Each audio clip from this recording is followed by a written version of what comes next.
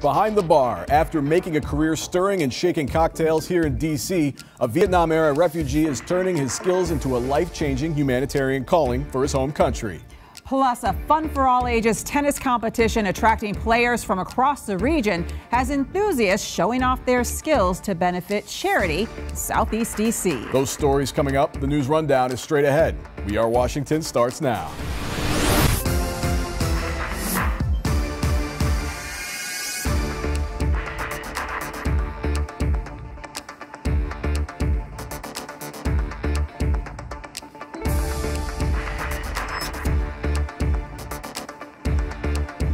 Welcome to We Are Washington. It's the D.C. tradition that gets the whole city back into the swing of things. The 18th annual Heart to Heart Tennis Experience. Coming up, we'll take you to the world-class tennis facility in Ward 8, where young people are learning how to succeed on and off the court. And later on, we'll introduce you to one of Washington's most well-known bartenders, whose personal touch and skills behind the bar have earned him a distinct reputation in the D.C. restaurant industry. But it's his inspiring story of escaping genocide in Cambodia and humanitarian works that are leaving a lasting impact. Those stories later, but first, the News Rundown. The establishment of the Office for East of the River Coordination and a Thrive by 5 Coordinating Council are among the changes Mayor Bowser announced at her second-term Outlook address. The series of organizational changes are part of what the mayor calls an effort to double down on making D.C. government work better for residents. We promised in 2015 that we would set bold goals and practical ones, and we would tell you every step of the way how we were doing. Some of those reports are monthly or quarterly or annually, but you could rest assured every January we would be here at Gallaudet to tell you exactly what we've been up to and exactly what we have to do still. Along with the organizational changes, other priorities the mayor discussed include traffic issues and public transportation, closing the achievement gap, recruiting D.C. residents to the police force, and increasing affordable housing across all 8 wards. It may not feel like it outside, but it's time for young people in D.C. to start thinking summer with the kickoff of the 2019 Mayor Marion S. Berry Summer Youth Employment Program. The application period is now open, and Mayor Bowser is encouraging district youth between the ages of 14 and 24 to get online and apply sooner rather than later. This summer marks the 40th anniversary of the program, which many believe to be among Marion Berry's most important achievements while serving as mayor. He vowed that when he were ever in a position, he was going to make sure that if young people wanted a job, they could get a job. So that's where it started. So when he was in a position, he came up with the idea of creating an opportunity for young people to not only work, but to learn about what work is. The 2019 MBSYEP provides 6 weeks of employment during the months of June to August. You can find more information or apply at summerjobs.dc.gov. How to advance racial equity in the district is a central question being addressed as part of a symposium hosted by Ward 5 Council member Kenyon McDuffie. The Race and Policy Symposium brought together community members, academics, and business leaders for a series of panel discussions at the RISE Demonstration Center in Southeast. There are a lot of cities who aren't tackling these types of tough issues, and in some situations there are members of elected officials in different cities that are pushing and pulling and dragging people into this conversation. That's not what's happening in the District of Columbia Council. We have really been trying to do this work for a while now, committed to it, and really excited about, I am really excited about what's in store with my colleagues and I over the next year or two. The free event focused on strategies to create racial equity in housing, economic development, education, and health. It was a chance for the mayor and city officials to hear directly from Ward 6 residents as they conducted a public safety walk through the Noma community. Mayor Bowser addressed a range of topics during the walk, including development in Ward 6, affordable housing, pedestrian and biker safety, green initiatives, and more. Mayor Bowser announced a new public health plan that equips MPD patrol officers with naloxone, a medicine that counteracts the effects of an opioid overdose.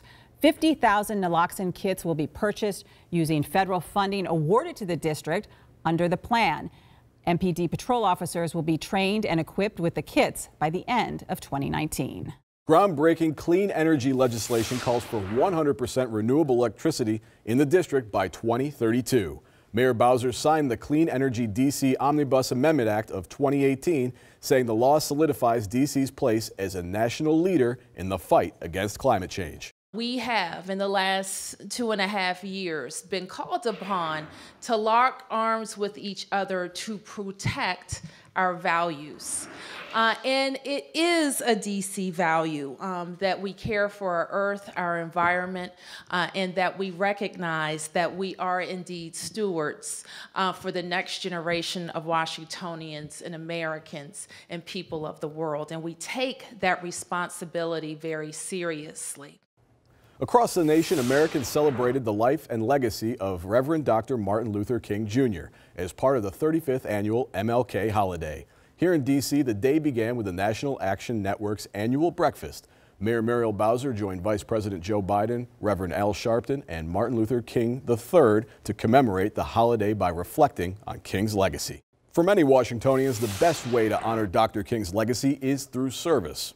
Hundreds of residents volunteered with City Year on projects around the district aimed at coming together and giving back.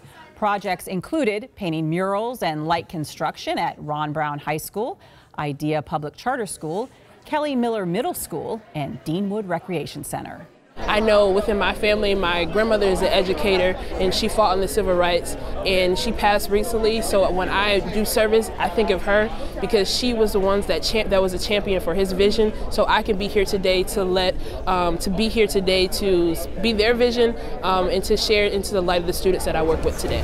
All right, busy show today, but as always, we have time to highlight and recap some of our news items from the day. We'll start with the mayor's second term outlook. This is always a chance to look back, but because it's the beginning of the mayor's second term in office, it's also a chance to look ahead and talk about some of the things that are being planned and mapped out for the years to come. So a lot covered in this event.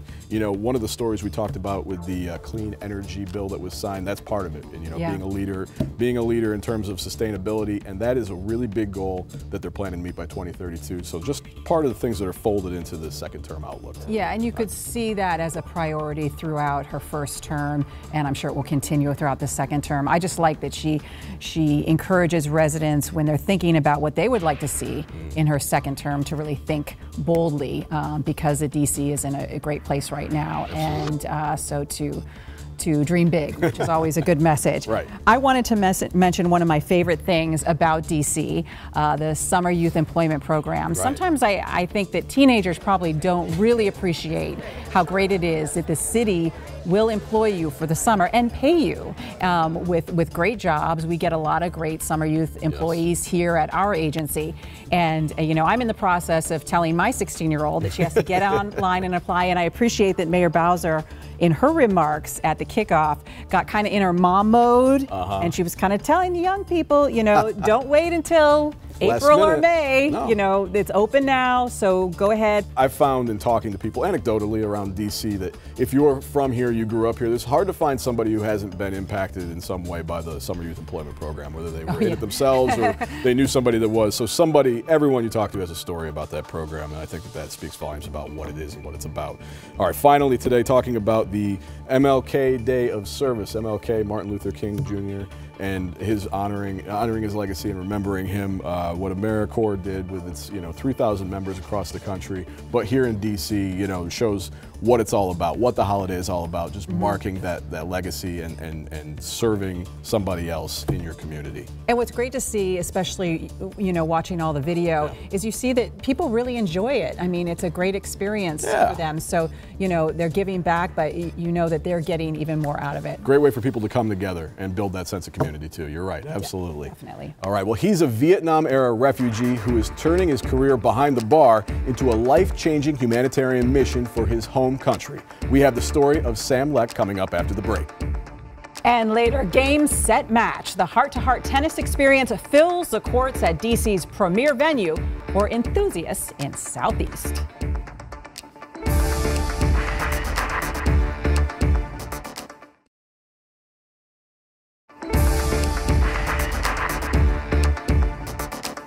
Things aren't always as they first appear. That sentiment holds true for a well-known bartender at the St. Regis Hotel on 16th Street in D.C. Sam Lek has been serving drinks for his customers for more than 40 years, with a unique style that leaves a mark on casual patrons as well as regulars. A refugee who escaped genocide in Cambodia, Sam is using his skills and contacts he's made over the years to change the lives of those still living in his home country. Now the story of humanitarian and philanthropist Sam Lek. I'm very friendly. I talk to them. I feedback to the guests. They say, Sam, this is the best bar. The bartender smiled at me. It's a good touch, something that when you look at the eye, smiling and showtime and friendly, very friendly. My name is Sam. I'm a bartender at St. Regis, Washington, D.C. I built my reputation when I first started at the Mayflower. I sent Christmas cards about 10 to 10 Christmas cards the first year. And a lot of people like it. And then I start, and then in 2012, I sent about close to 3,000 cards. 3,000, I signed it. Public relations, that's very important. When the customer coming at the bar, they want to be known that they are very important. Sometimes I call a manager, come to meet my customer from the Mayflower or new customer. They shake hands, they make them in touch.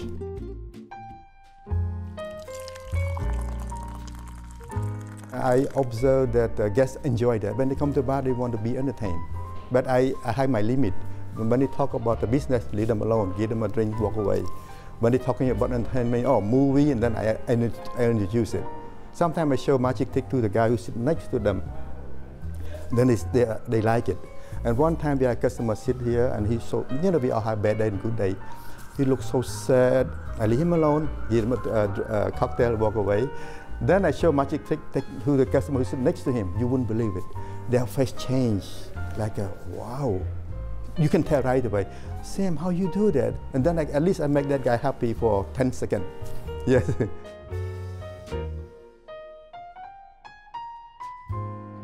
My father was a diplomat, and that time we had war between communists in Cambodia.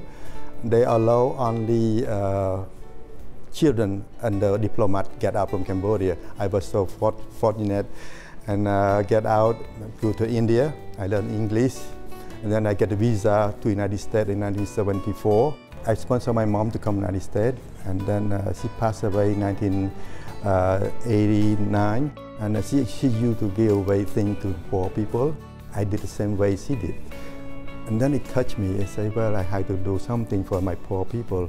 So I know my customer, my regular customer, we talked to him, his CPA, and then he created a 501c3 for me, samrelief.org. Since then, we raised a lot of money. Now, we built 27 schools, and more than 10,000 students attend my school. And we're digging well, and scholarship, and Rise to the Children's Hospital.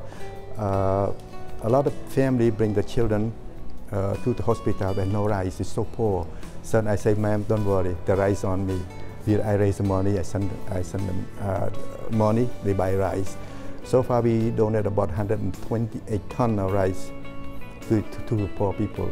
I keep doing now. We work hard. Let's say you're my customer and you enjoy my cocktail and the showtime, and you know about what I'm doing, and you give me a business card. I enter to my computer, I say, Mr. Mart, blah, blah, blah. Guess in the St. Regis. Most of them, I remember their name and their drink, most of them. They like it, and they say thank you for doing that.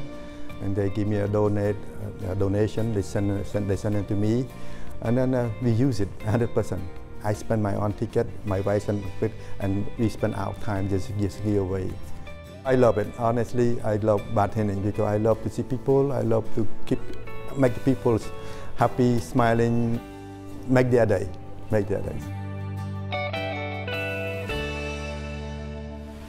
One of the really incredible things about Sam in the short period of time that I was able to get to know him is that, I think that if you were to go to the bar that he works at and sit at the bar and have a conversation with him, there is no way you would ever know he had this whole incredible backstory and this whole history that he shared with us. And I think that that's one of the things that makes him you know, a unique figure, not only in the restaurant industry here, but, you know, as just a person, as somebody who is out there trying to help people and do the right thing. And it's a great reminder that you really never know, right, you know, where someone has come from and what they've gone through. Yep. You know, I know he has a very fun disposition, yep, but a big, important story.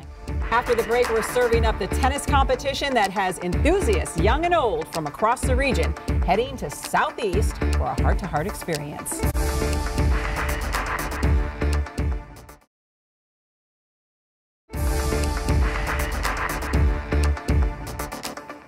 It's an experience that transcends the generational divide and crosses local borders, bringing together those who love the sport of tennis. For 18 years, the Heart to Heart charity tennis tournament has been making unlikely partners out of players of all ages looking to support the game and the next generation looking to learn how to play.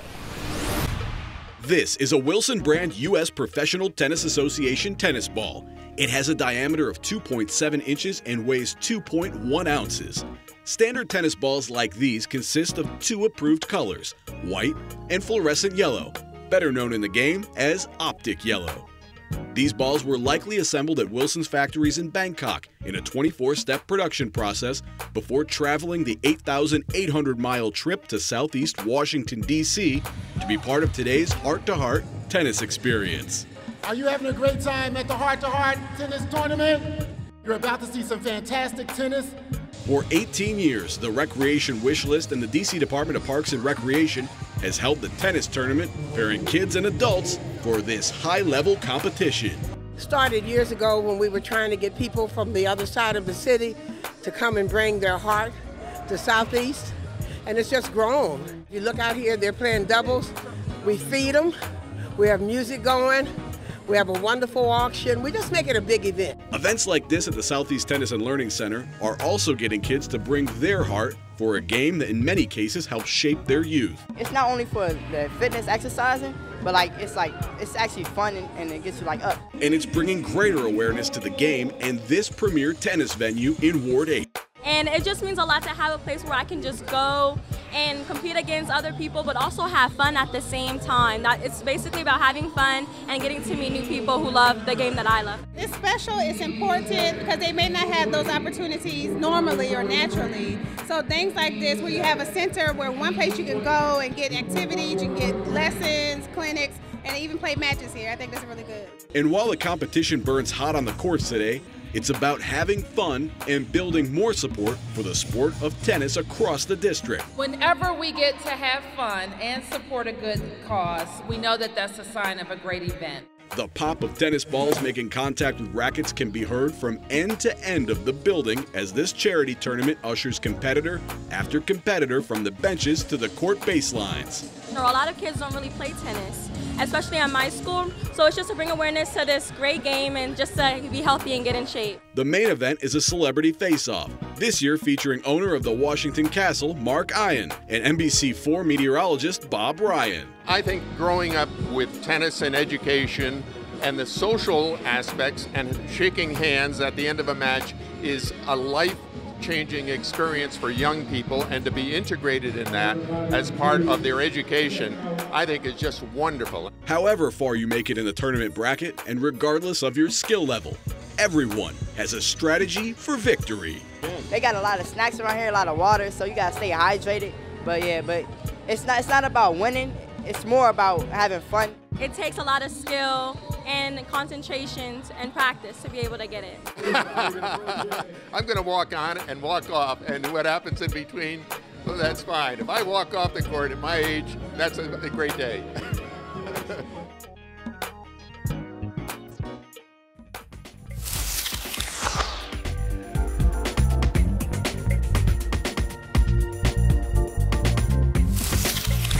One last thing today, going back to Sam Lek in his interview, I had a couple pieces of video I wanted to show you. We talked about how tricks, card tricks, things like that are part of his routine that he does with the customers that come and talk to him. And I was fortunate enough that he showed me some of them. Here's the card trick that he had for me. It's not a bad shuffle, right? Yeah, it's good. It's good. All right. Tell me to stop. Stop. Okay. Take the top out and look at it. Okay. All right. You ready? Yep. All right. Put it back on the top. Okay. Okay. I cut one time. I cut 2 times. Okay. Okay. Put your finger here, sir, Mr. Matt. Hold the card. Yep. Is that your card? That's the one. That's it, yeah. Wow. All right. Now, he's pretty good at that, right? I mean, I didn't Very see impressive. any sleight of hand or anything. It was all Like that could be his full-time career. all very convincing. But he also, now he moved on from the cards and he got into making some tricks with some money that he had on hand too. So let's take a look at that. Do you have $20 bill with you? I have a 20, yes. All right. This is most illusion. Okay, start over again. Okay. 1, 2, 3, 4. Mr. Matt, what you gave me? $20 bill. Is it fair that I change back to you? All right. Look one more time. Put together. 20. I have to return back to you before you complain to my manager. Very good. Very good. This is the most illusion trick. All right, sir. Thank you. Very nice. Thank you. You know how to count? Yes. Yeah. Okay, count after me. Okay. Say $1. $1. $2. $2. $3. $3. $4. $4. $5. $5. One more time. $1. $2. $2. $3. $4. $4. $5. All right. Okay, Mr. Matt. Touch my hand, please. When you touch my hand, count one more time, sir. Oh, snap. $100. 100, 200, 200. 300, 400, and 500. Wow. This is real money. Yeah. You want to make money, be a bartender. How about that? If you want to make money, be a bartender. Is that Who knew? I mean, I wish somebody had told me that a few years ago. Yeah, so really nice getting a chance to talk to him and learn about his story. And obviously, if you go to see him, he's got a thing or two to show you. Definitely. Well, that is all the time that we have for today, but we'd like to thank you for joining us. And we want to encourage you to go check out some more of our programming that we have on YouTube. Search Entertain DC. You can check out our features, old episodes. We got a lot there for people to see, don't we? A lot of fun stuff. Definitely check it out. See you next time.